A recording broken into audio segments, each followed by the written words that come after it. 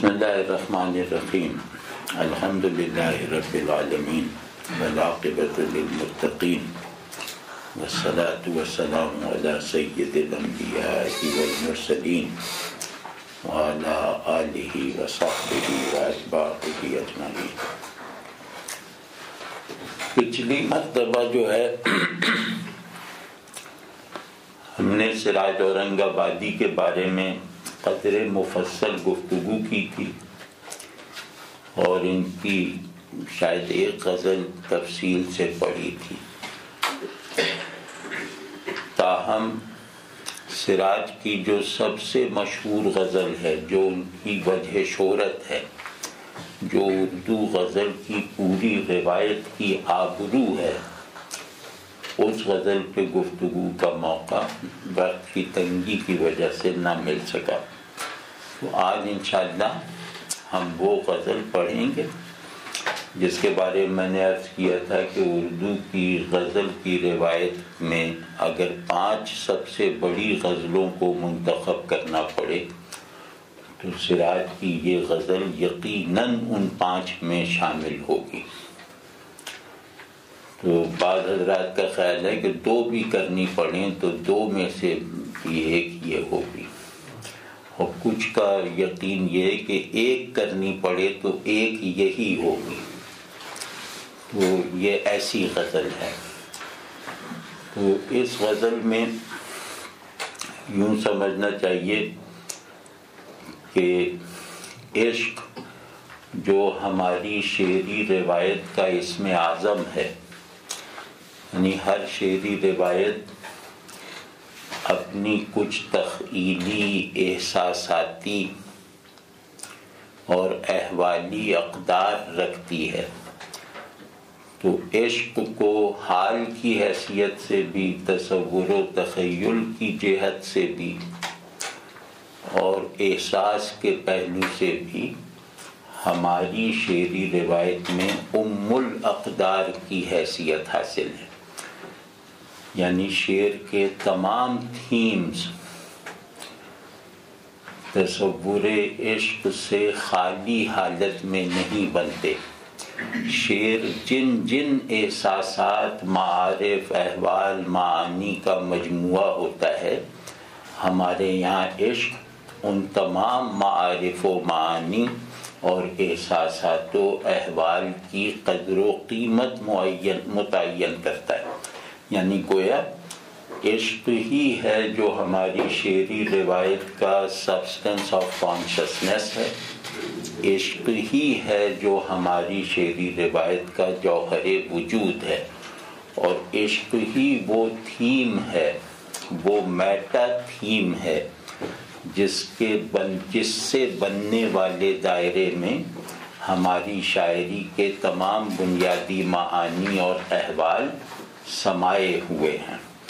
تو سراج کی اس غزل میں عشق نے ہماری روایت کے میٹا نیریٹو ہونے کی حیثیت سے غالباً پہلی بار اپنا منتہائی کامل اور جامع اظہار کیا ہے۔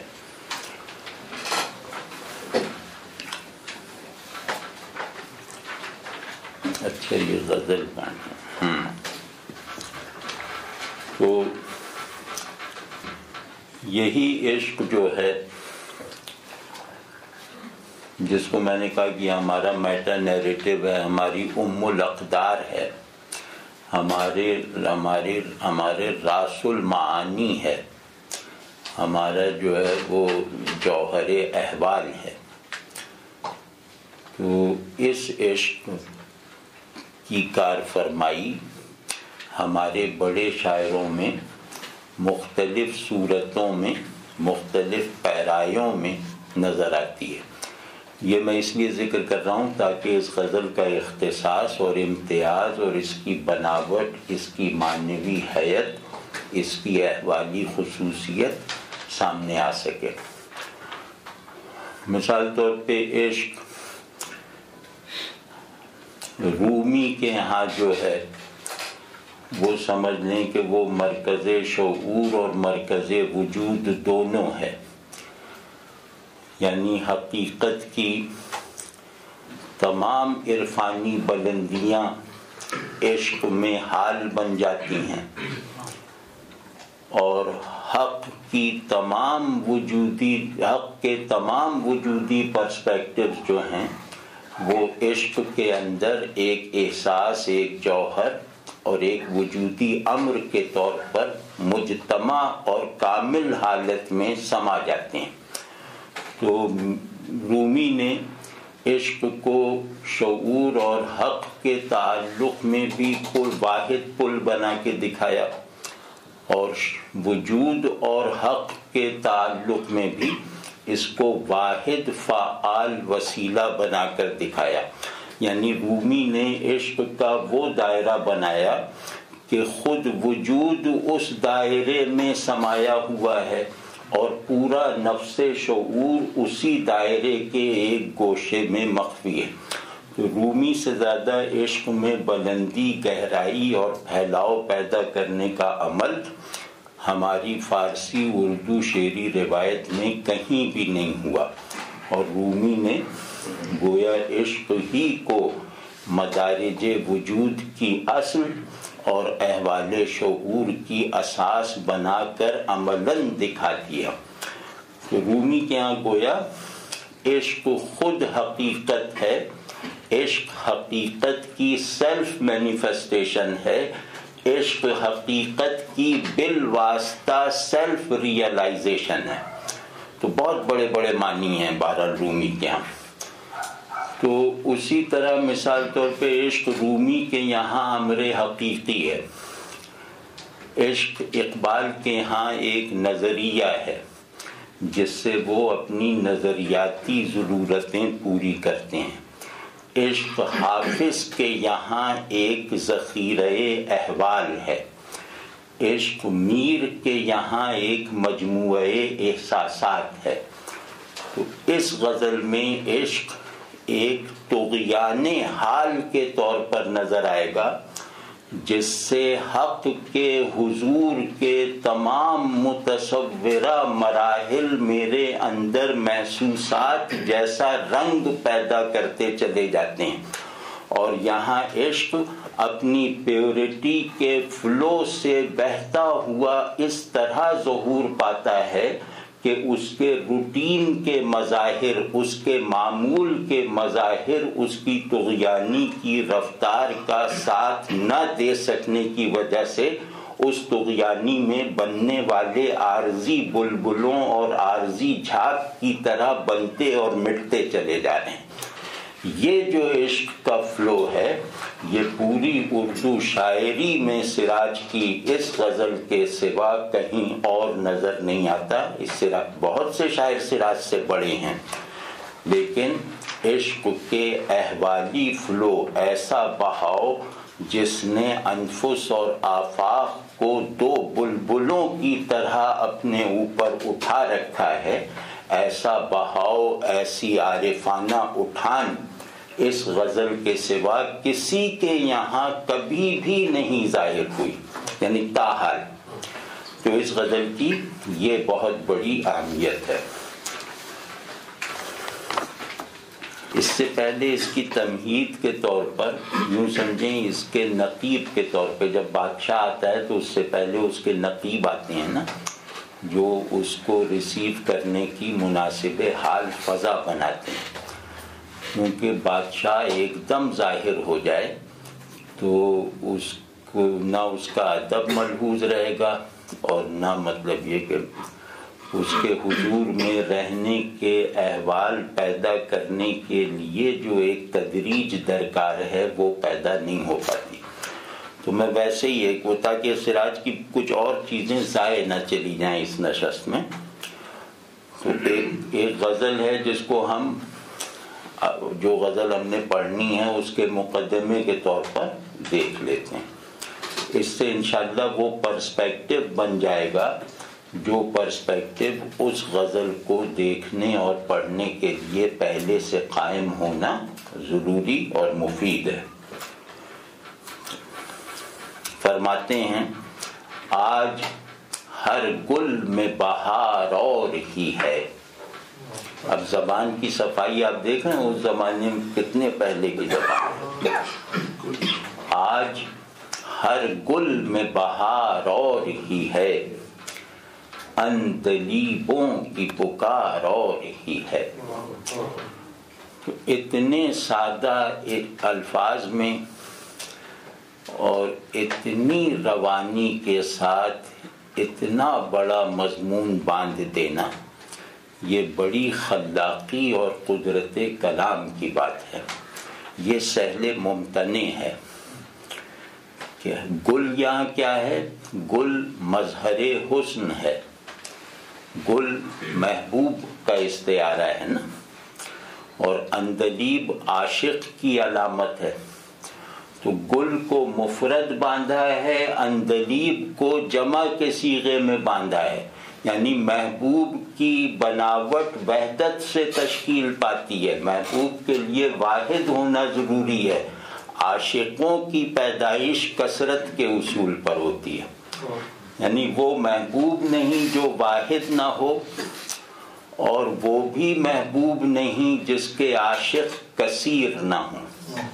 ٹھیک ہے نا؟ کیونکہ واحد ہونا اس کے جمال کے حقیقی ہونے پر دلالت کرتا ہے، اور اس کے عشاق کا کثیر ہونا اس کے جمال کی کشش پر شاہد لاتا ہے. تو جمال کس کو کہتے ہیں؟ جمال ایک ہیبت کا نام ہے جو صاحب جمال کو واحد رکھتی ہے، اور جمال دوسری طرف ایک کشش کا بھی نام ہے جو اس کی طرف لپکنے والوں کی پوری قومیں اس پر نثار کروا دیتی ہے. ٹھیک ہے نا؟ تو کہہ رہے ہیں کہ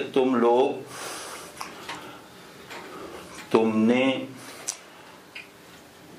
گل کو اصل محبوب کا مظہر تو سمجھا ہی نہ تھا، تم نے تو گل کو خود محبوب کی جگہ دے دی تھی. تو اس وجہ سے تمہارے اندر عشق اپنے حقیقی پن کے ساتھ بیدار ہی نہ ہو سکا.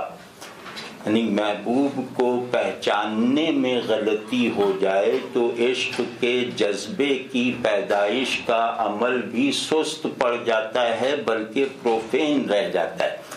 تو کہتے ہیں آج دیکھو کہ آج اس نے تمہاری آنکھوں کی یہ غلط بینی، تمہارے دل کی یہ کج احوالی اور تمہارے ذہن کی یہ نافہمی دور کر دی کہ گل خود محبوب نہیں ہے بلکہ ہماری محبوبیت کا ایک ادنا مظہر ہے.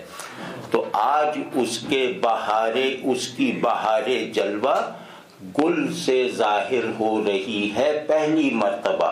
آج یہ گل زمینی اور عارضی اور نباتاتی بہار سے کھلا ہوا اور رنگین نہیں ہے. آج یہ گل غیبی بہار سے اور دائمی شادابی سے سیراب ہونے والا ایک پھول ہے. تو آج گل سے وہ ظاہر ہے، کیونکہ گل کو آج میں نے دیکھا ہے. اگر گل کو میں پہلے دیکھ لیتا تو سب کی غلط فہمی پہلے رفع ہو جاتی. تو آج دیکھو، میری آنکھ سے دیکھو، مجھ پر جو انکشاف جمال حق ہو رہا ہے اس انکشاف کی طرف نگاہ کر کے دیکھو. پھر ان پھولوں کو دیکھو جن کو تم نباتاتی وجود سمجھنے کے عادی ہو گئے تھے، یا جن سے تم اپنی حصے عشق اور حصے جمال کی تسکین کرنے کے عادی ہو چکے تھے. آج تمہیں لگے گا کہ تمہاری سطح بینائی اور درجہ ذوق اور مرتبہ عشق اور مرتبہ معرفت سب کے سب ایک بلندی کی طرف اچانک جست کر گئے ہیں. میری نظر سے دیکھو کہ گل میں آج کس کی بہار ہے. گل میں آج اس کی بہار ہے جو مکمل طور پر ظاہر نہ ہوتے ہوئے بھی کامل طور پر ظاہر ہے. تو مکمل طور پر مخفی رہ کر کامل طور پر ظہور پانے والا ہی حقیقی محبوب ہوگا، اور وحدت جمال، وحدت حقیقی اسی کو سزاوار ہوگی. تو منظر کیا بن رہا ہے کہ آج جمال حقیقی کا ظہور ہے باغ دنیا میں. آج دنیا میں حسن کے اظہار کا جو پورا دائرہ ہے، آج دنیا میں بن سکنے والے پورے عالم جمال پر بہار غیب آئی ہوئی ہے۔ آج اس نے طے کر لیا ہے محبوب مخفی نے کہ آج وہ دنیا کی تمام تر استعداد حسن کو اپنے ظہور میں کھپا کر دکھائے گا۔ تو آج تم اس چمن کو دیکھو تو تمہیں نظر آئے گا کہ یہ بہار مارچ اپریل میں آنے والی بہار نہیں ہے، دسمبر میں رخصت ہو جانے والی بہار نہیں ہے، یہ بہار جلوہ غیب ہے۔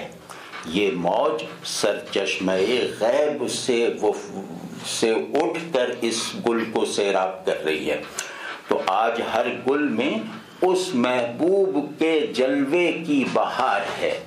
آج بہار نے باغ کو اس کی جلوہ گاہ بنا رکھا ہے، اور پہلے جو بلبلیں اور اندلیبیں ہائے گل پکارنے کی عادی ہو چکی تھیں، پھولوں کو اپنا محبوب سمجھنے کے خبط میں مبتلا ہو چکی تھیں، اپنی فطرت میں رکھی ہوئی استعداد عشق کو غلط محل پر ضائع کرنے کی عادی ہو چکی تھیں، آج ان کا یہ سارا نقص، ان کی تمام غلط فہمی، ان کی تمام گراوٹ رفع ہو گئی۔ آج انہی بلبلوں کی پکار کچھ اور ہے جو ہائے گل اور بائے گل پکارنے کی عادی تھی۔ یعنی حسن محبوب نے خود کو گل میں اپنی ایک جھلک ظاہر کر کے عاشق کو عاشق بنا دیا، حسن کو حسن کر دکھایا۔ کیونکہ حسن اور حسن کی اپریسیشن، عشق کسے کہتے ہیں؟ حسن کی اپریسیشن کو، جو میرا مزاج زندگی اور میرا اسلوب مرگ بن جائے، جو میرا سبب فنا اور میری دلیل فن بقا ہو جائے، اسے عشق کہتے ہیں۔ تو کہتے ہیں کہ یہ جو ہے، آج دیکھو، آج باغ کو اس کی جلوہ گاہ ہونے کے پرسپیکٹو سے دیکھو تو تمہیں نظر آئے گا کہ محبوبیت کا سانچہ بدل گیا، عاشق ہونے کے احوال بدل گئے۔ واضح ہے نا؟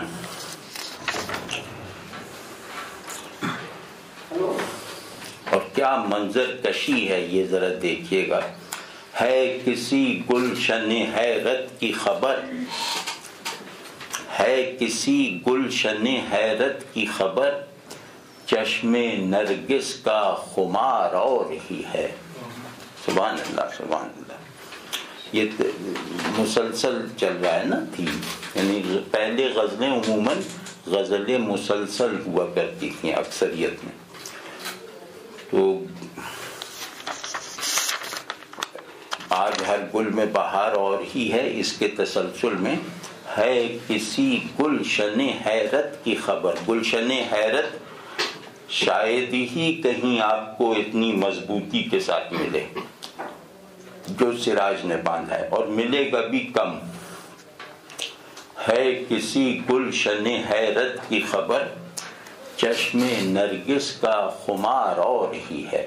تو پہلے اس کی ایک فضا بنا لیتے ہیں کہ نرگس کو آنکھ سے تشبیہ دی جاتی ہے، یہ روایتی تشبیہ ہے۔ نرگس کو چمن کی، باغ کی آنکھ مانا جاتا ہے، کیونکہ اس کی بناوٹ آنکھ کی طرح ہوتی ہے۔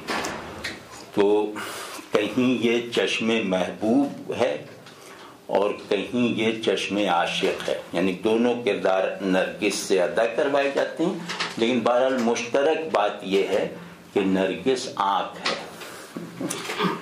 اب کہہ رہے ہیں کہ نرگس اس گلشن ہستی، اس گلزار جمال کی آنکھ ہے۔ تو یہ آنکھ پہلے کسی اور طرح کی کیفیت بینائی رکھتی تھی، آج جب بہار جلوہ گاہ ظہور حق ہو گیا ہے تو آج اس کا حاصل بینائی، اس کی کیفیت بینائی، اس کی صورت بینائی بدل گئی ہے۔ آج اس نے دیکھنے کو حال بنا لیا ہے۔ یعنی پہلے نرگس دیکھنے کو علم بناتی تھی، آج نرگس نے دیکھنے کو حال بنا لیا، کیونکہ جب تک وہ نظر نہیں آئے گا ہر دیکھنا محض معلومات ہے، جیسے ہی وہ نظر آئے گا ہر دید متاع حال ہے۔ تو آج نرگس کی چشم میں خمار اور ہی ہے۔ خمار کہتے ہیں نشے کے مکمل ہو جانے کی حالت کے بعد اپنے آپ میں واپس آنا۔ خمار کہتے ہیں نشہ چڑھنا پوری طرح، پھر نشے کے اترنے کے وہ مدارج جو رفتہ رفتہ مجھے اپنے آپ میں یعنی ہوش میں لاتے ہیں۔ تو کہتے ہیں کہ آج گلشن میں وہ ظہور ہوا جس نے نرگس کو اپنے حدود بینائی سے نکال کر دید کی منزل تک پہنچا دیا، اور دید کی منزل تک پہنچا کر پھر اسے اپنی طرف پلٹنے کا راستہ دیا، تاکہ یہ چشم کی حیثیت سے خود کو کامل کرنے کے بعد پھر آج کے بعد سے باغ کو اس نگاہ سے دیکھا کرے جو نگاہ جلوہ حق نے، جمال حقیقی نے اسے فراہم کیا۔ تو یہ خمار ہے، یعنی نشے سے واپس اپنی طرف آنا۔ تو اس جلوے نے نرگس کو کامل بنا کر پھر واپس اپنی طرف لوٹایا ہے۔ تو آج نرگس نرگس ہی ہے، لیکن اس کی آنکھ میں چھایا ہوا جو ایک خمار دید ہے، ایک خمار تکمیل ہے، آج اس کی آنکھ کے اندر بنے ہوئے جو مناظر کے احوال ہیں وہ پہلے جیسے نہیں ہیں۔ واضح نا؟ تو اب اس میں مطلب چشم نرگس کے حوالے سے گلشن حیرت کا کوئی جواب ہے؟ حیرت کہتے ہیں وہ تجربہ جو تسکین تو کر دے ہاتھ نہ آئے، وہ علم جو ذہن کی تسکین تو کر دے مگر ذہن کی گرفت میں نہ آئے، وہ نظارہ جو دل کو سرشار تو کر دے، دل کو پورا کا پورا کیفیت دید سے بھر دے مگر دل کی پکڑ سے باہر رہے، وہ منظر جو آنکھ کی صلاحیت دید کی آخری درجے پر لے جا کر فلفلمنٹ کر دے لیکن آنکھ کی حد بینائی سے ماورا رہے، اس کو کہتے ہیں حیرت، کہ جس میں پانا بھی حقیقی ہے اور نہ پا سکنا بھی اتنا ہی حقیقی ہے۔ اگر میں کہوں کہ میں نے اسے نہیں دیکھا تو یہ بھی سچ ہے، اور میں کہوں کہ میں نے اسے دیکھ لیا تو یہ بھی سچ ہے۔ تو جہاں یہ دونوں چیزیں سچ ہو جائیں ازرو حال، وہ مقام حیرت ہے۔ واضح ہے نا؟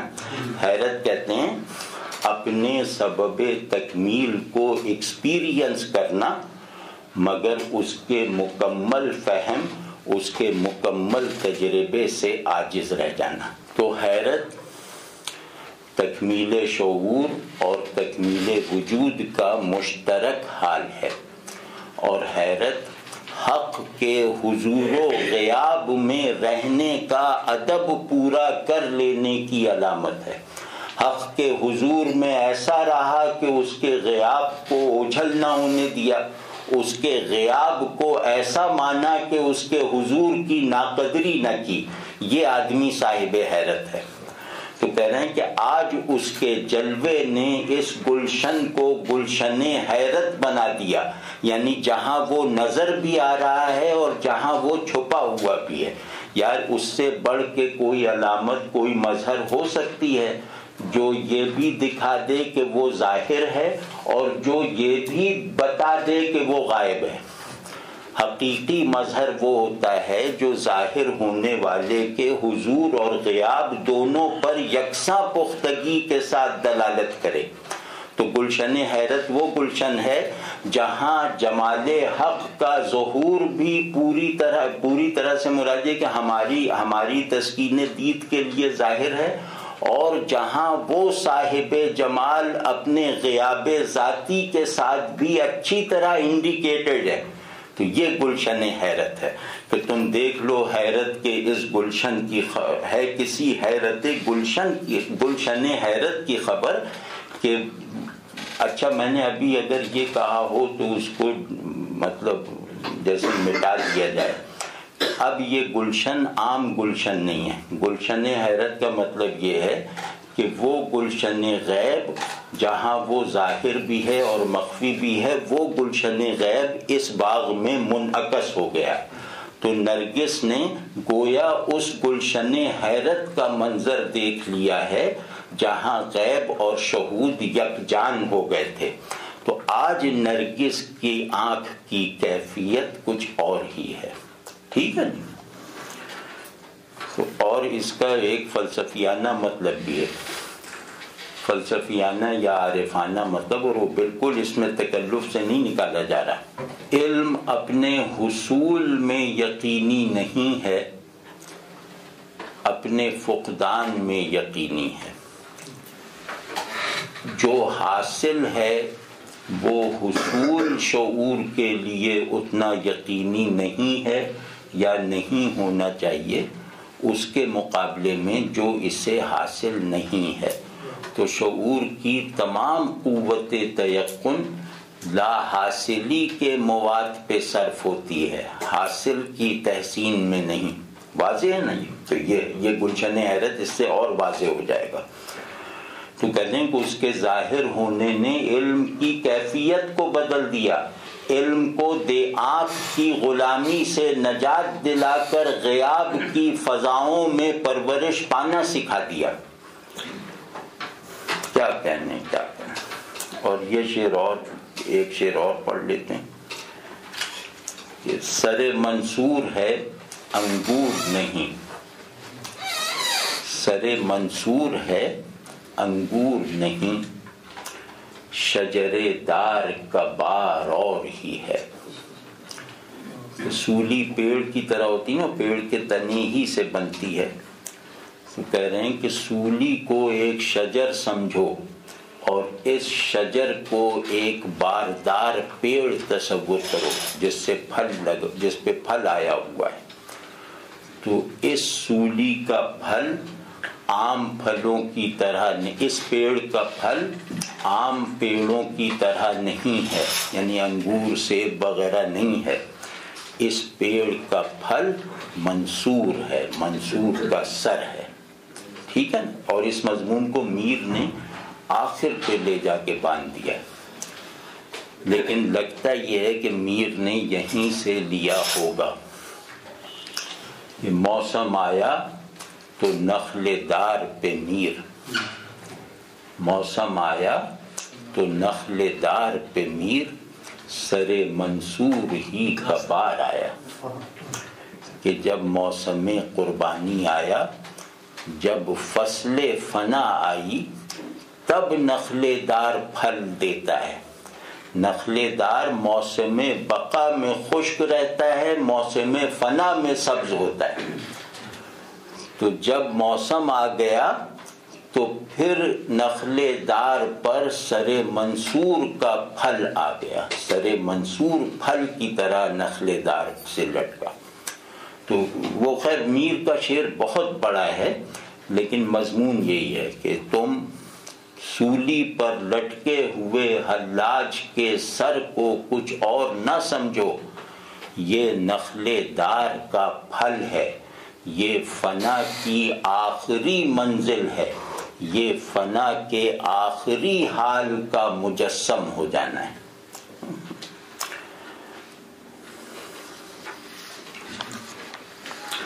یہ جناب ایسے ہی اپنی تیاری کے لیے بھی اور آپ کی تیاری کے لیے بھی پڑھے کچھ شعر. اب آتے ہیں اس غزل کی طرف. اچھا، عشق کی ہم نے کئی جگہوں پہ کارفرمائیاں بتائیں. غالب کا نام بھول گیا. غالب کے یہاں عشق کہیں تخیل ہے، کہیں مشغلہ ہے. یعنی کوئی بڑا شاعر عشق کے بارے میں اتنا سطحی اور نان سیریس نہیں ہے یا اتنا ڈیٹیچڈ نہیں ہے جتنا کہ غالب ہے. تو جیسے ایک طرف اس طرح کے اشعار ملیں گے کہ عشق نے غالب نکما کر دیا، ورنہ ہم بھی آدمی تھے کام کے. اور کہیں عشق ایک پیتھاس کی طرح عاشق ہونے کا پتہ چلتا ہے فراق کی کیفیت سے. وصال کی حالت میں عشق اتنا نمودار نہیں ہوتا جتنا فراق کی کیفیت سے ظاہر ہوتا ہے.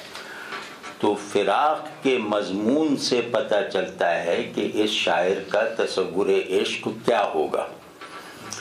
تو فراق پہ بہت اچھا شعر ہے ان کا، مطلب شعری اعتبار سے وہ تخیل کی حد ہے، اور جو کرافٹس مین شپ ہے جس کے غالب اردو کی شعری روایت میں بلا شرکت غیر بادشاہ ہیں، تو ان کی بادشاہت کا یہ شعر بھی ایک ثبوت ہے. لیکن وہ ابھی دیکھیے گا کہ پتہ ہی چلتا ہے کہ ان کا عشق ایک مشغلہ ہے یا تخیل ہے. عشق ان کے لیے حال نہیں ہے کہ موج نہیں، جوئے خون آنکھوں سے بہنے دو کہ ہے شام فراق، یعنی آنکھوں سے اشک کی بجائے خون بہنے دو کیونکہ یہ شام فراق ہے. پانی سے بنے ہوئے آنسو دوسری چیزوں کے بچھڑنے اور چھٹنے اور گم ہونے سے مخصوص ہوتے ہیں. محبوب کی جدائی جو ہے وہ اشک خون کا تقاضا کرتی ہے. تو جوئے خون آنکھوں سے بہنے دو کہ ہے شام فراق. اب بلنڈر یہاں کرتے ہیں، میں یہ سمجھوں گا کہ دو شمعیں فروزاں ہو گئیں. ایک دم آسمان سے زمین پہ آ جاتا ہے آدمی کہ بہنے دو. اچھا ایک شغل ہو جائے گا شب فراق میں، اس کی جدائی کی کیفیت سے مجھے کیا لینا دینا. شب فراق تاریک بہت ہوتی ہے، تو اس کی تاریکی کے ازالے کا کچھ سامان ہو جائے گا، دو دیے ہی جل جائیں گے. میں یہ سمجھوں گا کہ جو دو ندیاں میری آنکھوں سے رواں ہیں، تو کچھ نہ صحیح تو کم از کم یہ شام فراق کی تاریکی کو دور کرنے والی دو شمعیں تو بن جائیں گی. اور میں یہ سمجھوں گا کا جواب نہیں ہے، یعنی اس وقت بھی کچھ سمجھنا اور نہ سمجھنا کوئی مشغلہ ہے، مطلب کوئی مسئلہ ہے. تو یہ شعر فنی اعتبار سے آخری درجے پر اپریشیبل ہونے کے باوجود یہ بھی آخری ہی درجے پر ثابت کر دیتا ہے کہ غالب عشق میں نہ سیریس تھے، نہ وہ عشق کے احوال جانتے تھے، نہ اس کے احساسات سے واقف تھے، نہ اس کی روایت کا انہیں کچھ پتہ تھا. تو ان کے لیے یہ ایک مشغلہ ہے اور شعر گوئی میں کام آ جانے والا ایک کارآمد مسالہ ہے. جس کو پہاڑ سے ڈر لگتا ہو نا، جو اناڑی کو پیما ہو، اس کی ایک نشانی یہ ہوتی ہے کہ وہ بار بار پہاڑ کی طرف چلتا ہے اور پھر اسے یاد آ جاتا ہے کہ بیس کیمپ میں وہ کوئی چیز بھول آیا ہے، پھر بیس کیمپ کی طرف واپس آتا ہے. اس طرح زیادہ وقت وہ بیس کیمپ میں ہی گزار دیتا ہے. تو یہی حال ہمارا ہے اس غزل کے سلسلے میں، بار بار پلٹ رہے ہیں بیس کیمپ کی طرف. بسم اللہ الرحمن الرحیم. خبر تحیر عشق سن، نہ جنوں رہا نہ پری رہی، نہ تو رہا نہ تو میں رہا، جو رہی سو بے خبری رہی. اس کا آہنگ دیکھیے، اس کا بہاؤ دیکھیے، اس کی آواز دیکھیے. بہت کم بیانات یعنی لفظوں کے استعمال پر مبنی تخلیقی بیانات بہت کم ایسے ہوتے ہیں جو لفظوں کے اندر پوشیدہ تمام امکانات کو یکساں درجے پر تکمیل تک پہنچا دیتے ہیں. یعنی لفظوں کے امکانات کیا ہیں؟ لفظ میں تصویر بننے کا امکان، لفظ میں آواز کی صلاحیت، لفظ میں معنی دینے کی قوت، لفظ میں حال بننے کی استعداد. غرض لفظ کے اندر موجود تمام امکانات کو، لفظ کے تمام ضروری اجزاء کو انتہا درجے کی تکمیل دے دی جائے، ایسے بیانات بڑے شاعروں کے یہاں بھی کم ہوتے ہیں۔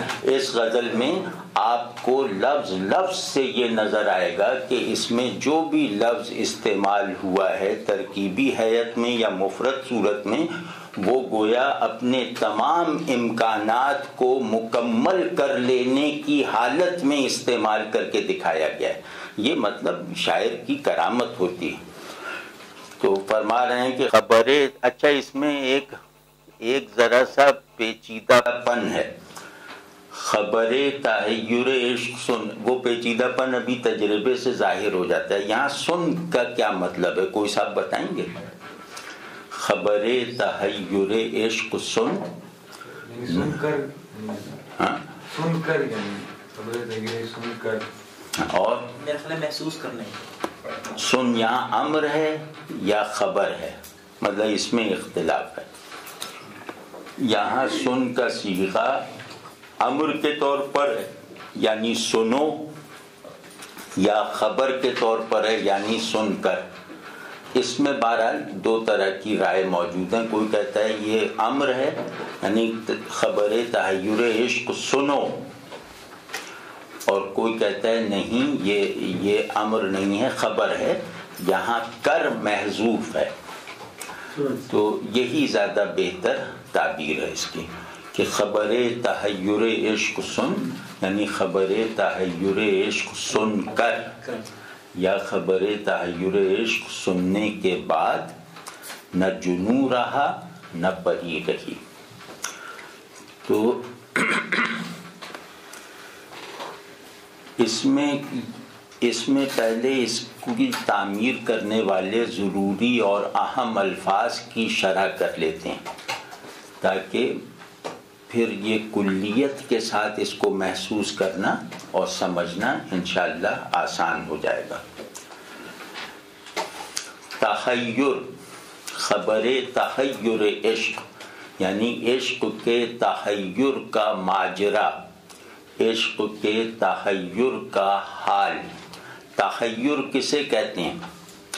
تحیر کہتے ہیں منزل پر پہنچنے کے بعد وہ منزل جس کے تصور میں ہم نے اپنے شعور کی تمام تخیلی طاقتوں کو صرف کر رکھا تھا، اس منزل پر پہنچنے کے بعد پتہ چلتا ہے کہ یہ منزل مقصود نہیں ہے، یہاں سے آگے بھی کئی راستے نکل رہے ہیں۔ تو اس وقت اس سچے مسافر کی، جس نے اس سفر کو طے کرنے میں اپنی پوری قوت وجود صرف کر دی تھی، اپنی تمام طاقت شعور استعمال کر لی تھی، اس شخص کا جو حال ہوگا اس حال کو آپ تحیر سمجھیں۔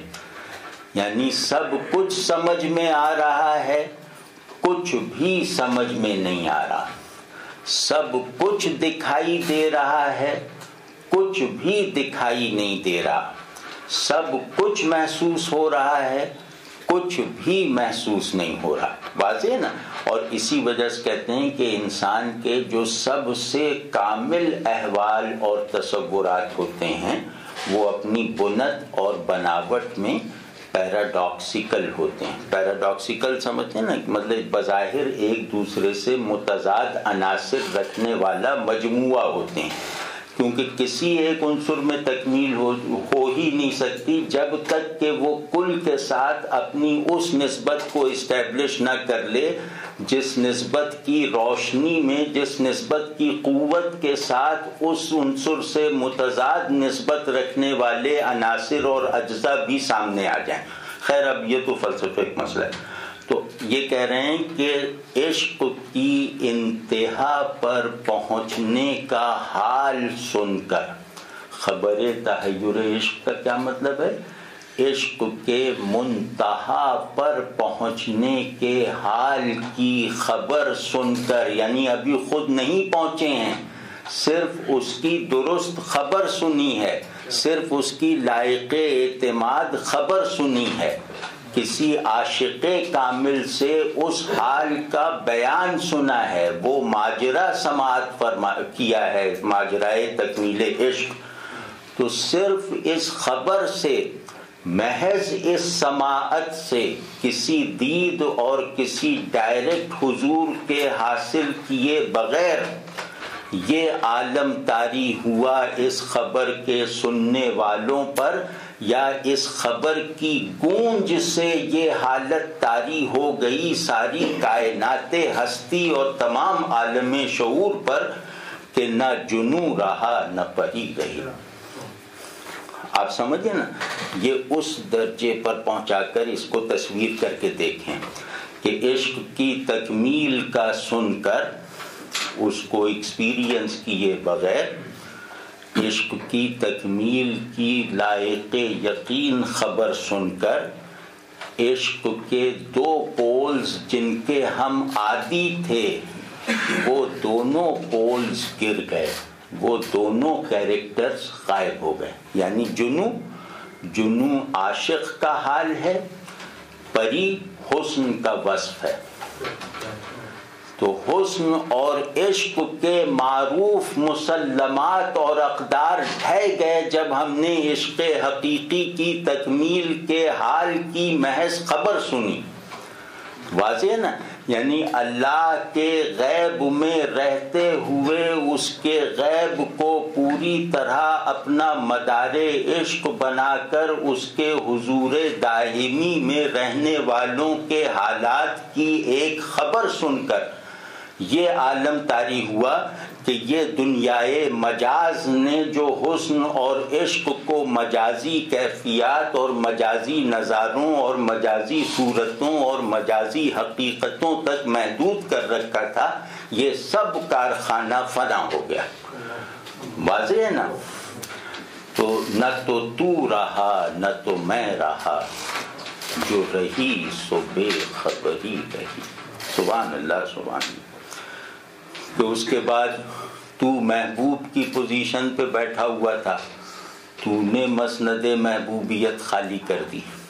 اب تو یعنی اے فلاں شناختی کارڈ نمبر رکھنے والے محبوب، جب تو نے یہ ریئلائز کر لیا کہ میں محبوب نہیں رہا، تو گویا کہ تو پورا اپنے موجود ہونے کی حالت سے ہی دستبردار ہو گیا نا۔ تیرا تو واحد وجہ وجود ہی تیرا محبوب بنا ہونا تھا۔ تو جب محبوب حقیقی کے حضور کی خبر آئی تو مسند محبوبیت سے اتر گیا، گویا موجود سے معدوم ہو گیا۔ نہ تو رہا اور نہ تو میں رہا، کیونکہ مجھے بھی یہ سب خبر نہیں پہنچی تھی، تو میں نے عاشق کی ذمہ داریاں اٹھا رکھی تھیں اور وہ عاشقانہ کیفیات اپنے اندر جنریٹ کر رکھی تھیں، جو عاشقانہ کیفیات اصل میں حضور حق کے ایکسپیرینس کے نتائج ہوا کرتی ہیں۔ تو میں ان جھوٹی کیفیتوں سے یا ان سچی کیفیتوں مگر غلط مصداقات کی دنیا سے خود کو باہر نکال لایا، یعنی میں نے عاشق ہونے سے، تیرا عاشق ہونے سے توبہ کر لی۔ واضح ہے نا؟ اور جو رہی سو بے خبری، یہ معنی کی ایک جہت ہے، دوسری ابھی بتاؤں گا اس کی۔ جو رہی سو بے خبری رہی۔ اب اس میں حسن ابھی دیکھیے گا، کرافٹ کا حسن، فن کا حسن، کہ نہ تو رہا نہ تو میں رہا، جو رہی سو بے خبری رہی۔ ہم صرف اپنے وجود میں باطل نہیں ہوئے، بلکہ ہم اپنے شعور میں بھی محو ہو گئے۔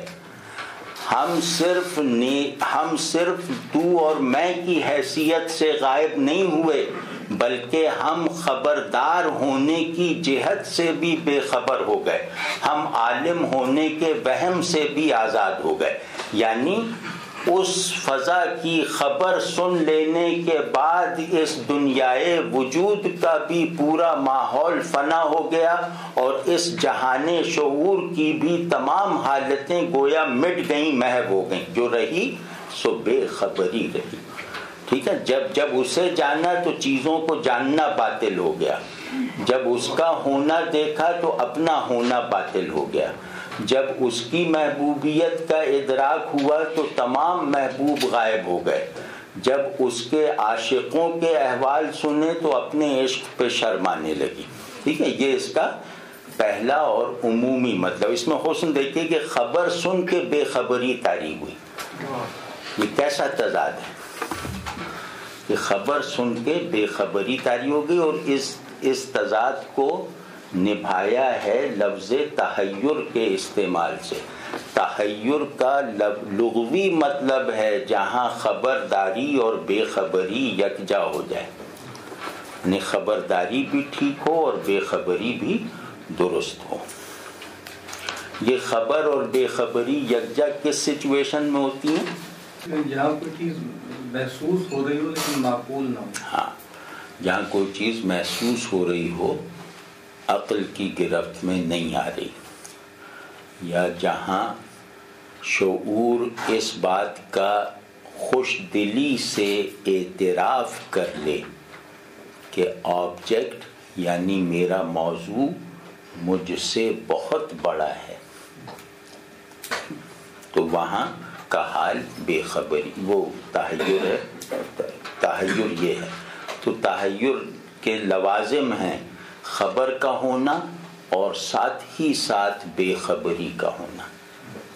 اگر خبر بے خبری کے بغیر ہے تو آپ کے دماغ نے تحیر کو کیچ نہیں کیا، اگر خبر بے خبری سے خالی ہے تو آپ کے قلب نے حیرت حضور میں سے کوئی حصہ نہ پایا۔ ٹھیک ہے جی؟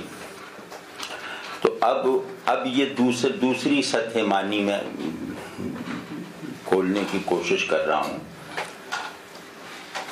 کہ عشق جب اپنی پرنسپیلٹی کے ساتھ، اپنی پیورٹی کے ساتھ، اپنی حسن کے ساتھ، اپنے وصال کی منتہا تک پہنچا ہوا، جب ہمارے آگے رپورٹ ہوا، تو عشق اور محبوبیت کے بارے میں بنایا ہوا پورا نظام شعوری و وجودی باطل ہو گیا، فنا ہو گیا۔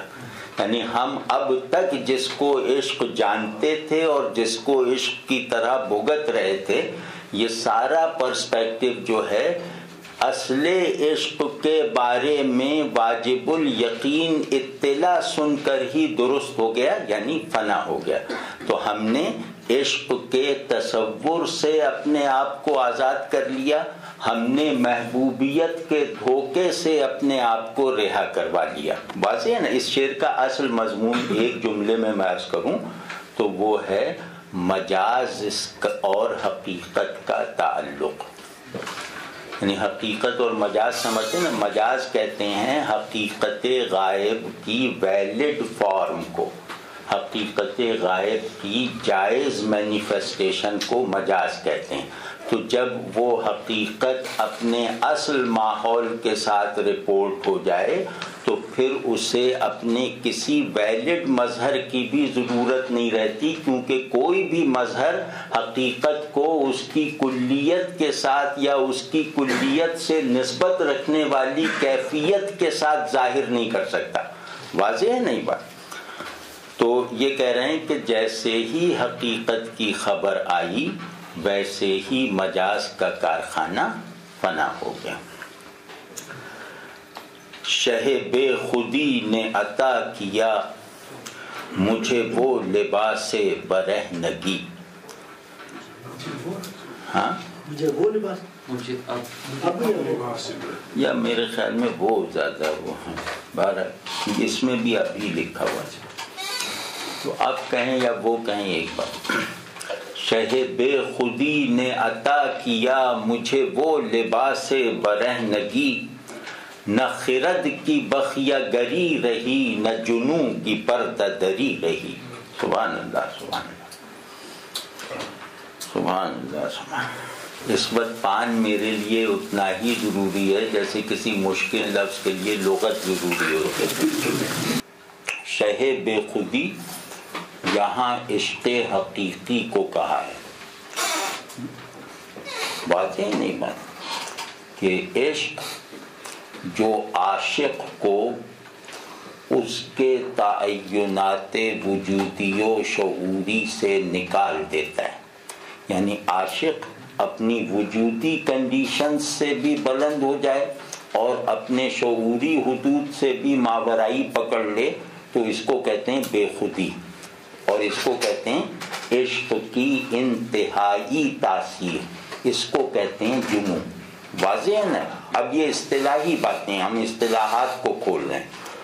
تو کہہ رہے ہیں کہ شہ بے خودی نے، یعنی عشق کے کامل حال کا کے غلبے نے، جنون نے کامل ہو کر، عشق نے مکمل ہو کر، یعنی مجھے اپنی قید سے نجات دلانے کے بعد مجھے ایک پیورٹی والا ایکسپریشن عطا کیا، مجھے لباس برہنگی عطا کیا. لباس برہنگی کا مطلب یہ ہے کہ مجھے تمام کنڈیشنز آف بینگ سے بلند کر دیا، مجھے گیون کنڈیشنز آف بینگ سے بلند کر دیا. میں اب تک جن جن لباسوں کو اپنی شناخت بنانے کا عادی تھا، مجھے ان تمام لباسوں سے آزاد کر دیا. مجھے اپنے اظہار کے لیے ہر ملاوٹ والی چیز سے نجات دلا دی. واضح ہے نا؟ مجھے خود سے پاک اور خالص کر دیا.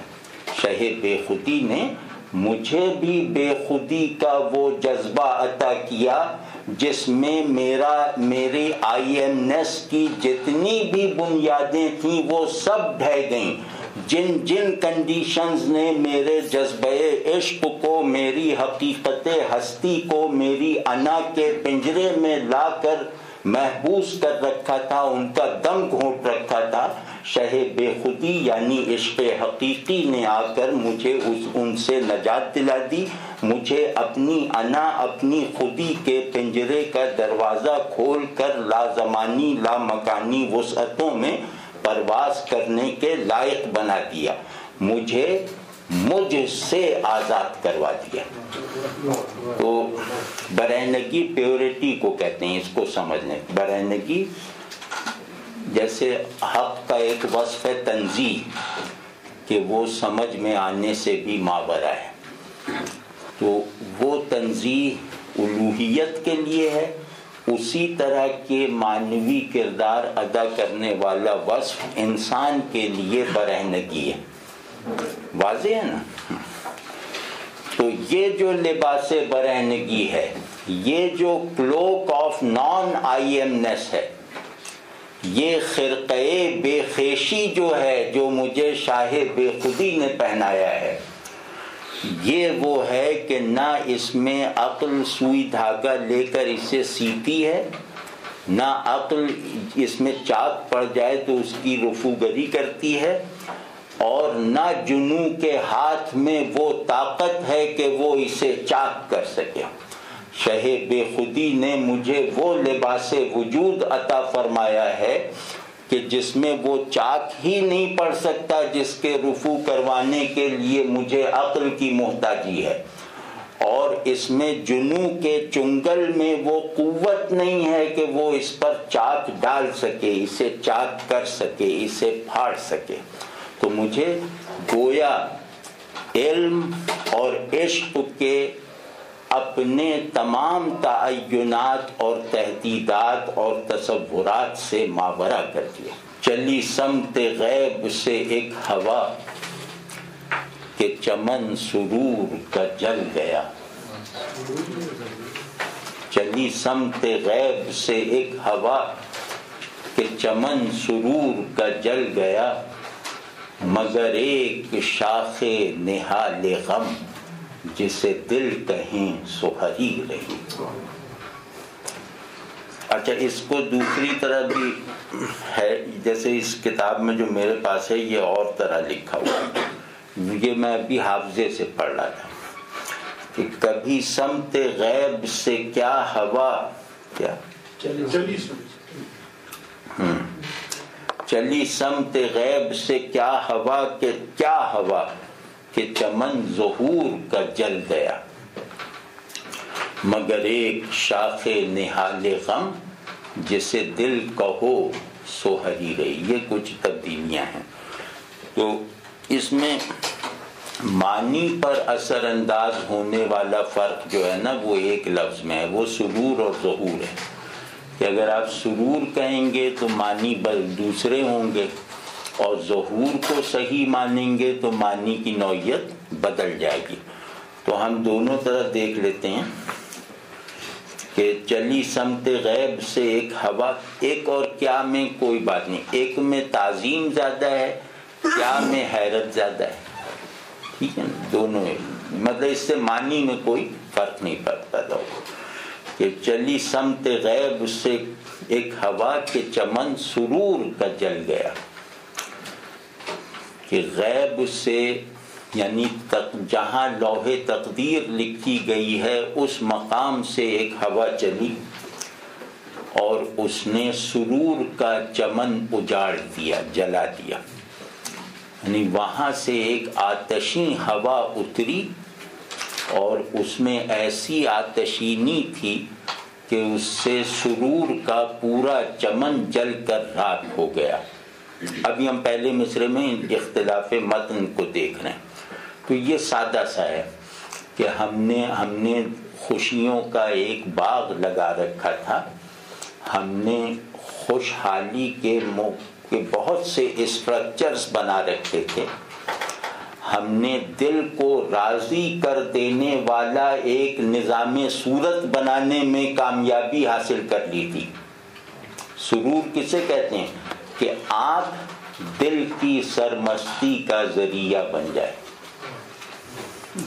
اگر آنکھ دل کی سرمستی کا ذریعہ ہو جائے تو اس کا مطلب ہے کہ دل کی سطح مستی پست ہو گئی ہے، دل اپنی سرشاری کے لیے آنکھ کا انکار کرتا ہے، دل اپنی سرمستی کے لیے آنکھ کو مجبور کرتا ہے کہ وہ اپنی پلکیں بند رکھے، اس کے نظارے میں ملاوٹ نہ کرے، ٹھیک ہے نا۔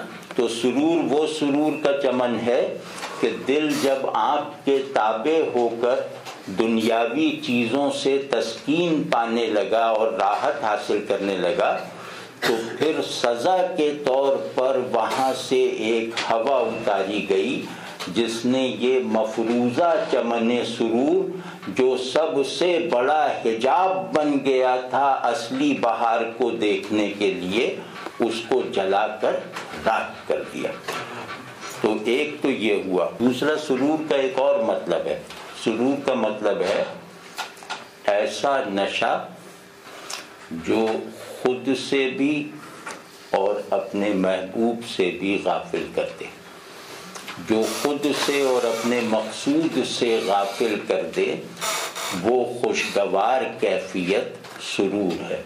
ہمیشہ یاد رکھنا چاہیے کہ غفلت کا سبب خوشگواری ہوتا ہے، غفلت کبھی حالت ناخوشگواری کی پیداوار تھوڑی ہوتی ہے۔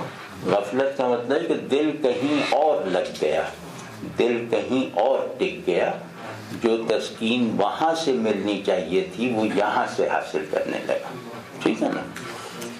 تو ایک تو اس طرح یہ شعر اخلاقی ہو جائے گا اگر سرور ہم پڑھیں، اور اگر ہم ظہور پڑھیں تو اس کے معنی کی پوری بناوٹ بدل جائے گی، اور یہ شعر ہر نیگیٹیوٹی سے نکل جائے گا۔ یعنی کہ اخلاق میں کچھ چیزیں قابل تردید ہوتی ہیں نا، تبھی اخلاق کا بیان ممکن ہوتا ہے، تو پھر اس میں انشاءاللہ کوئی چیز قابل تردید نہیں رہ جائے گی۔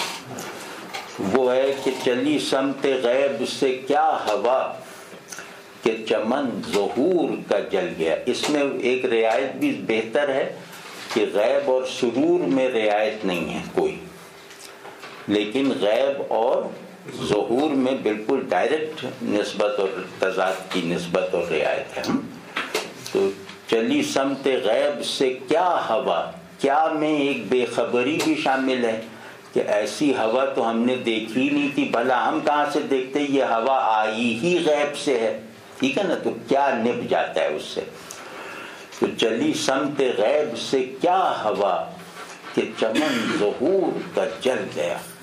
چمن سرور کا جل جانا اتنا بڑا واقعہ تھوڑی ہے کہ اس پہ حیرت کی جائے، بلکہ چمن سرور کا برقرار رہ جانا موجب حیرت ہوگا، اس کا فنا ہو جانا باعث حیرانی تھوڑی ہو سکتا ہے، واضح ہے نا۔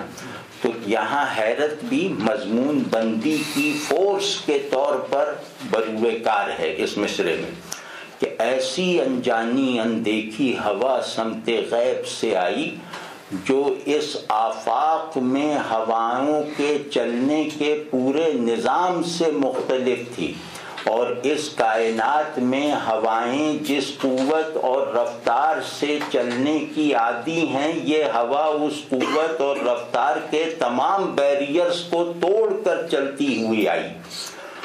تو کیا ہوا کہ چمن ظہور کا جل گیا، کہ آج اس نے غیب کو ظہور پر حاکم اور غالب کر دکھایا۔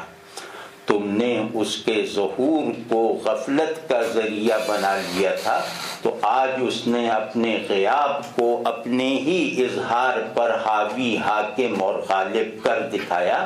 اب اس ناقدری کی، اس کفران نعمت کی سزا بھگتو جو تم نے اس کے ظہور کو اسی کی طرف سے غفلت کا ذریعہ بنا کر کی تھی۔ یعنی ہم عجیب بد نصیب لوگ ہیں کہ ہم چیزوں سے اللہ اپنے آپ کو ظاہر کر رہا ہے، ہم انہی چیزوں کو اللہ کی طرف لے جانے والی، اللہ کی طرف جانے سے روکنے والی رکاوٹیں بنا لیتے ہیں۔ تو آج اس نے اس کو بالکل نتھنگ نیس کی ہوا سے ملیا میٹ کر دیا ہے۔ آج اس نے اپنے ظاہر ہونے کی مشیت کو معطل کر کے اپنے غائب ہونے کی تقدیر کو حاوی کر دیا ہے۔ تو اب لاؤ وہ دل اور وہ آنکھیں جنہوں نے تمہیں گمراہ کر رکھا تھا۔ تو کیا ہوا چلی کہ چمن ظہور کا جل گیا، یعنی عدم غالب آ گیا وجود پر، غیب حاوی ہو گیا حضور پر۔ اور مگر ایک شاخ نہال غم جسے دل کہیں سحری رہی۔ یہ کتنا بڑا مظہر ہے، یعنی کتنا بڑا منظر ہے، مطلب یہ تخیل سے بڑا منظر ہے۔ اور کائنات کا جتنا وہ ایکسپینڈنگ سائز ایک بہترین فزسسٹ کی زبان سے آپ ڈسپلے اور بیان ہوتا ہوا سن لیں، اس تقریباً غیر محدود سائز میں بھی یہ سمائی نہیں ہے کہ اس منظر کا پورا کینوس بن سکے۔ یہ ایک مصرے میں اتنا بڑا منظر بنا دیا ہے کہ جو آفاق کے پھیلاؤ اور انفس کی وسعت سے زیادہ ہے۔ تو سمجھے نا کہ ہوا چلی غیب کی، اس نے غیب کو ظہور پر غالب کر دیا۔ اب ظہور کی ذیل میں، ظہور کے تحت موجود ہونے کی تمام حالتیں آ جاتی ہیں نا، یعنی موجود ہونے کی تمام صورتیں بھی ظہور ہیں، موجود ہونے کی تمام حالتیں بھی ظہور ہیں۔ تو اس نے انفس اور آفاق کی گنجائش سے بڑھ کر ایک پھیلاؤ پیدا کر دیا اس منظر کی تشکیل اور تخلیق میں۔ تو کہہ رہے ہیں کہ لیکن اب استثناء کتنا اچھا آیا ہے، پورا کل بتا دیا۔ جو آفاقی ہونا اس کے لیے کسر شان ہے، انفسی کہلانا اس کی توہین ہے، اتنا بڑا منظر بنایا ہے۔ اب اس میں ایک بہت ہی استثناء نکال دیا اور اتنے یونیورسل آف آل یونیورسلز کو ایک پرٹیکولر بنا کے دکھا دیا۔ اس سے بڑھ کے کیا قدرت کلام ہوگی، ٹھیک ہے نا؟ وہ کیا بالکل ایک ٹھوس محسوساتی پرٹیکولر جزیہ بنا کر لے آئے، جیسے ایک کینوس کی حدوں کو پھلانگتی ہوئی تصویر بناتے ہی اس کے مقابل ایک منییچر بنا دیا، اور ان دونوں سے منظر کو مکمل کیا۔ اگر آپ منییچر نکال دیں گے تو منظر مکمل نہیں ہوگا۔ تو دوسرا مصرع منییچر ہے، مگر ایک شاخ نہال غم جسے دل کہیں سحری رہی۔ یعنی سارا چمن ظہور، سارا گلستان وجود معدوم ہو گیا، سارا جو ہے وہ اپنے مطلب غیب کی نظر ہو گیا، لیکن ایک چیز برقرار ہے، ایک آبجیکٹ آف ظہور پر غیاب غالب نہیں آ سکتا۔ کریں کہ اتنے بڑے منظر میں ایک شاخ نہال غم، یعنی معدومیت کی کائنات میں اس کے مرکز میں ایک ہی چیز رہ گئی جس کو ظہور و شہود کی قبیل سے کہہ سکتے ہو، جسے دیکھ کر یہ سمجھا جا سکتا ہے کہ غیاب کی اس طغیانی نے ظہور و شہود کے تمام آبجیکٹس کو غرقاب نہیں کیا، اور وہ ہے شاخ نہال غم، غم کے نہال کی ٹہنی، وہ اسی طرح سرسبز و شاداب حالت میں موجود ہے۔ یہاں بس اس فقرے کو یہ یاد دلائیے گا کہ غم سے یہاں مراد یہ ہے غم عشق، غم عرفانی، جو مظاہر سے مطمئن نہیں ہونے دیتا اور غیب کی طرف یکسو رکھتا ہے۔ اشتیاق غیب اور ظاہر سے بے اطمینانی یہ غیب کی غم کی پیدائش کے عوامل ہیں۔ تو عاشق کا غم اسی لیے ہے نا کہ وہ غیب کی طرف یکسو ہے اور ظہور میں محصور ہے۔ تو یہ جو غم ہے جس نے ظہور کو خود قلب عاشق پر غالب نہیں آنے دیا اور غیب کو قلب عاشق میں حاضر رکھا ہوا تھا، یہ اس طغیان غیاب سے بچ گیا اور یہ سرسبز و شاداب رہا، کیونکہ یہ اس غیاب سے پہلے ہی سے مانوس تھا، یہ اس غیاب کے چشمے سے پہلے ہی سے سیراب ہونے کا چلن رکھتا تھا، لہذا یہ محفوظ رہا۔ وہ جناب ایک مصرے کا بیان کچھ ادھورا رہ گیا تھا، اسے مکمل کر کے آج کی نشست تمام کریں گے، اور اس کی میں معذرت چاہوں گا کہ یہ غزل آج کی نشست میں پوری نہ ہو سکی، تو اگلی نشست میں کر لیں گے انشاءاللہ۔ تو جیسا کہ میں نے عرض کیا کہ یہ ایک ایسا منظر، یہ حافظ کا فیض ہے۔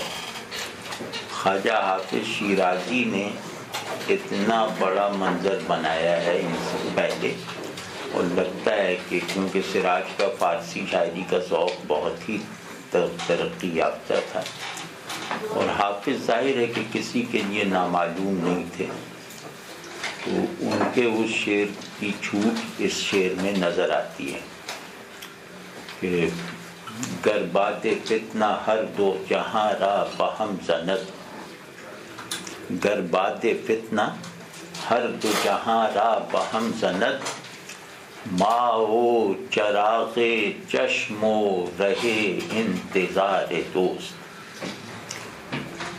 یہ ان کی مشہور غزل ہے نا کہ پے کے نام ور کے رسید از دیار دوست، آورد ہر سے جان سے خط مشک بار دوست۔ اس کا یہ شعر ہے کہ گر باد فتنہ ہر دو جہاں را بہم زند، اگر فتنے کی آندھی، فنا کی آندھی دونوں جہانوں کو الٹ پلٹ کر کے رکھ دے، دونوں جہانوں کو آپس میں ٹکرا کر ملبے کے ڈھیر میں بدل دے، تو بھی ماؤ چراغ چشم و رہے انتظار دوست، ہم ہوں گے، ہماری آنکھوں کا چراغ ہوگا اور دوست کے انتظار کا راستہ جو اس چراغ کی روشنی سے روشن ہو رہا ہوگا۔ تو یہ جتنا بس ایسے ہی منظر نویسی کی روایت کا یہ شعر بھی ہے کہ اب یہاں شاخ نہال غم جو ہے وہ ایک عجیب جیسے چراغ چشم کی طرح، حافظ نے جیسے چراغ چشم باندھا ہے نا، تو چراغ چشم رہ جائے گا، دیکھنے کو کچھ نہیں بچے گا، لیکن دیکھنے والی آنکھ دیکھنے کی حسرت میں پڑے ہوئے چراغ کی طرح باقی رہ جائے گی۔ قابل دید جو نہیں تھا وہ فنا ہو گیا، حسرت دید باقی ہے۔ تو اس میں بھی یہ ہے کہ غم میں کیونکہ غیب سے مناسبت کا حال ہے غم، شہود اور ظہور سے عدم مناسبت اور غیب سے مناسبت ہو، شہود کو منزل مقصود اور محبوب نہ بنانے والا اور غیب کی طرف عاشقانہ اور عارفانہ یکسوئی کے ساتھ مسلسل پیش قدمی کرنے والا، اس یقین کے ساتھ کہ اس سفر کی منزل تک میں نہ پہنچ سکوں گا، تو ایسے مسافر، ایسے عاشق، ایسے عارف کے بنیادی حال کو غم کہتے ہیں. ٹھیک ہے نا؟ جو پایا وہ دل کو نہیں بھاتا، جو نہیں ملتا وہ دل کا محبوب اور مرغوب ہے. تو یہ حال، یہ سچویشن جو ہے قلب میں جس حال کی پرورش کرتی ہے وہ حال غم کا ہے. تو شاخ نہال غم کو اس طغیان غیب نے اس وجہ سے بھی نہیں ڈھانپا کیونکہ یہ غیب کے واحد نمائندے کے طور پر اس کائنات ظہور میں قائم تھا. تو غیب کی واحد نشانی، غیاب کے واحد حال کے کنٹینر کے طور پر اس جہان شہود و حضور میں رہ رہا تھا. غیب سے پوری مناسبت کے ساتھ اور ظہور سے پوری مظاہر سے عدم مناسبت کے ساتھ اور مظاہر سے ظاہر ہونے والی ذات غائب کی طرف پوری عاشقانہ یکسوئی رکھنے کے عالم کے ساتھ. تو کیونکہ غم اور دل پرغم اور شاخ نہال غم یہ خود غیب کے نمائندگان تھے، تو غیب نے اپنے ترجمانوں کو برقرار رکھا. سب کچھ فنا ہو گیا، بس جو کچھ باقی رہا وہ یہ تھا کہ غم کا ایک پودا ہے، اس کی ایک شاخ ہے، اس شاخ پر لگا ہوا ایک پھل ہے جو تر و تازہ و رنگین ہے، یعنی دل جو غم سے وفادار رہا، جو غیب سے وفادار رہا، جو ذات غائب کا ایسا عاشق رہا کہ حاضر چیزیں اس کو اپنی طرف کشش نہ کر سکیں. تو جو غیب اور حضور، وہ جس کے لیے غیب اور حضور میں یکجائی کا ایک سینٹرل زندہ نقطہ بیدار ہو چکا تھا، وہ نقطہ تھا دل پرغم، جس میں شہود اور ظہور کی حقیقت بھی مندرج تھی اور جس میں غیب کی چھوٹ بھی ایسی تھی کہ وہ اسے روشن کر رہی تھی. ٹھیک ہے؟ تو بس اس طغیان غیب میں صرف وہی بچا جو خود خوئے غیاب رکھتا تھا. تو یہ شاخ نہال غم ہے، اور باقی ساری خوبصورتی اس تصویر میں ہے. اس شعر کو دیکھ کر محظوظ نہ ہونے والا اس شعر کو سمجھنے کی ناکام کوشش بھی نہیں کر سکتا. پہلے اس منظر کو دیکھنے کی کوشش کریں کہ یہ منظر کیا ہے. تو غم کے لیے بس آخری فقرہ کہہ دوں تو یہ انشاءاللہ اور کھلنے کی امید ہے کہ غم میں گویا غیب ایکسپیرینسیبل ہو جاتا ہے. غم محبوب کے غیاب مطلق سے مرتب ہونے والا وہ حال ہے جو قلب عاشق کی واحد متاع ہے، کل پونجی ہے. تو آج اتنا کر لیتے ہیں. رسول اللہ صلی اللہ علیہ وسلم کے شمائل مبارکہ میں بھی آتا ہے نا کہ آپ صلی اللہ علیہ وسلم دائم الحزن تھے. یہاں جو غم باندھا ہے یہ عین اسی حزن کے معنی میں ہے جس حزن کو رسول اللہ صلی اللہ علیہ وسلم کا وصف اقدس بتایا جا رہا ہے. تو بندگی پوری کی پوری دنیا میں غمناکی ہے، حزن ہے، آخرت میں اطمینان ہے، سرشاری ہے. تو جس نے اپنی خوئے اطمینان کو اس دنیا میں ضائع نہیں کیا، اس کو اس دنیا کو فنا کر دینے والی آندھی بھی اڑا کر نہیں لے جائے گی. جس نے اپنے اطمینان کو معطل رکھا آخرت پر، جس نے دنیاوی زندگی، دنیاوی حاصلات، دنیا سے تعلق کے تمام مظاہر کو محض بے چینی میں اضافے کا ذریعہ بنایا، وہ اپنی قیامت سے گزر چکا، اب قیامت آئے گی تو وہ ایک تاریخی واقعہ ہوگی اس کے لیے، وہ اپنی قیامت سروائیو کر چکا ہے۔ اچھا صاحب، یہ سراج اورنگ آبادی فارسی میں بھی لکھتے تھے اور پھر اردو میں انہوں نے لکھا ہو، ان کی ایک شاندار مشکل پسند شاعر تھے۔ مطلب میں اس کی تفہیم کے حوالے سے کوئی سمجھنا چاہ رہا ہوں آپ سے کہ مشکل تو وہ یہ ہے، لیکن مطلب اس میں کوئی شک نہیں کہ ہم آپ سے اردو سیکھ رہے ہیں اور یقیناً آپ کے اندازے بیان کتاب نہیں لا سکتے، لیکن یہاں پہ اکثریت جو یہاں پہ طالب علموں کی بیٹھی ہے میرے جیسے، وہ بعض وقت بڑا مطلب مشکل سمجھتے ہیں اس چیز کو کہ یہ تفہیم کا وہ نہیں مقصد پورا ہو رہا، جو ایک تسہیل جس کو کہنا چاہیے آسان انداز میں، مطلب اردو ادب کو ہم جب سمجھنا چاہ رہے ہیں، اس میں ہمیں اپنے یعنی کہ ذہنی معیار کو بلند کرنے کے لیے کیا کرنا چاہیے؟ بھائی اس میں جو کچھ کرنا چاہیے مجھے کو کرنا چاہیے، وہ یہ کہ اس فرمائش کو پورا کرنا چاہیے، اور انشاءاللہ میں بھی تھوڑا مشق ہو جائے نا تو تسہیل کے قابل ہو جاؤں گا، ابھی میں خود اس قابل نہیں، تو انشاءاللہ آہستہ آہستہ کر کے اس کو آسان بنانے کی بھی کوشش کریں گے۔ لیکن میں یہ چاہ رہا ہوں کہ شعر پڑھنے کی جو تہذیب ہے نا، ہم اس سے جڑ کے شعر کو پڑھیں، جس میں پہلی خواہش شعر کو سمجھنے کی نہیں ہوتی، شعر کو اپریشیٹ کرنے کی ہوتی ہے۔ تو ہم شعر کی تحسین کے لائق ہو جائیں تو شعر کی تفہیم کے مطالبات انشاءاللہ پورے ہوتے رہیں گے۔ شاعر کی جو حقیقت ہے اس بیان میں، شاعر کی حقیقت کو سمجھنے کے لیے شاعر سے جدا ہونا پڑتا ہے اور ایک مشکل معلوم ہوتا ہے اکثر، تو یعنی اگر اس کو ہم سہل کی طرف راغب کریں، تسہیل کی طرف لے جائیں تو پھر شعر کے ساتھ جڑ جائیں گے تو شعر کی حقیقت سمجھ نہیں آئے گی۔